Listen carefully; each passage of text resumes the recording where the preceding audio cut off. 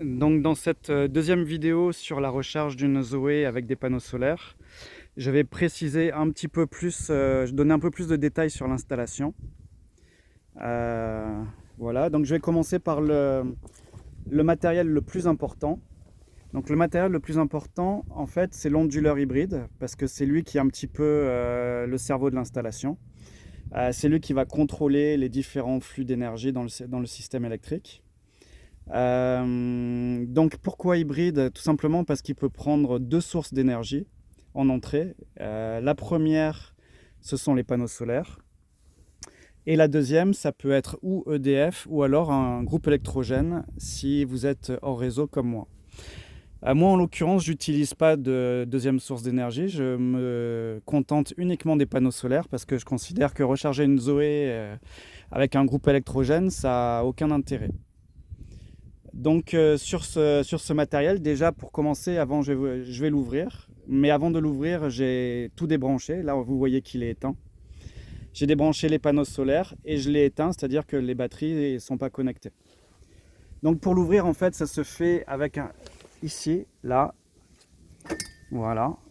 Donc comme ça, on voit un petit peu le différent câblage qu'on a à l'intérieur. Donc à gauche, les trois premiers de gauche, donc c'est pour brancher EDF ou le groupe électrogène. Là, dans ce cas-là, moi, j'ai branché uniquement la masse et qui est reliée chez moi à un piquet de masse que je ne vais pas pouvoir vous montrer parce que il est enterré, il fait 1 mètre et il est enterré dans le sol. Donc ce câble de là, masse jaune et vert, il est relié à ce piquet. Ensuite, le deuxième composant le plus important qu'on va brancher sur ce boîtier, ce sont les panneaux solaires. Donc les panneaux solaires, voilà, ils sont ici tout simplement. Ils sont positionnés juste au-dessus du boîtier et ils arrivent à une entrée qui est complètement à droite. On les voit ici, par en dessous. Voilà.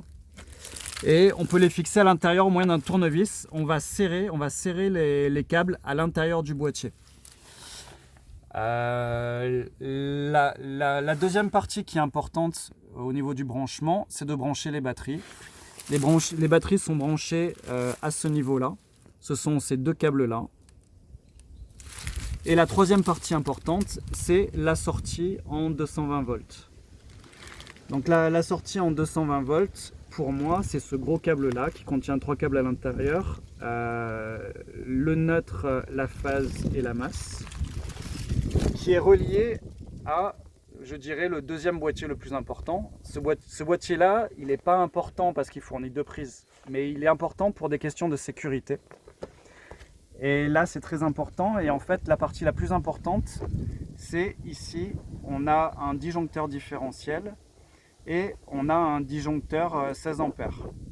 Donc le disjoncteur 16 ampères va permettre de couper le circuit au cas où on dépasse l'intensité maximum qu'on a identifié ici comme du 16 ampères, ce qui fait du 3 kW. Donc ça, c'est important au cas où on est à un court-circuit, si on a un court-circuit dans le système. Ce qui se passe, c'est que l'intensité du courant va monter énormément dans le circuit va chauffer, les câbles vont chauffer. Et ça peut être dangereux, ça peut provoquer un incendie, surtout ici quand on est dans une zone de forêt.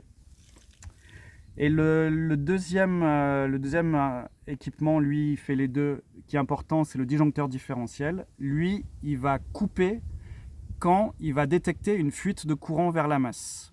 Donc c'est pour ça, c'est important que la masse soit bien branchée. Donc ce boîtier, je l'ai ouvert aussi pour vous montrer l'intérieur. Voilà, au niveau de l'intérieur, tout simplement, j'ai mon gros câble noir qui arrive de mon onduleur hybride. Il est branché tout simplement le bleu sur le neutre, le marron sur la phase. Et on voit ici, je ne sais pas si on le voit bien, il y a la masse qui est branchée sur la barrette de masse à droite où sont branchées toutes les masses. Au niveau de ce boîtier électrique, il y a quelque chose qui est très important de savoir et que moi je ne savais pas au début et ça m'a fait perdre pas mal de temps. Et sans ça, la Zoé refuse la charge. C'est qu'il y a un endroit dans le circuit où le neutre doit être relié à la masse. Normalement, c'est côté EDF que c'est fait, ou alors côté groupe électrogène, sauf que moi, j'ai pas ni EDF ni de groupe électrogène.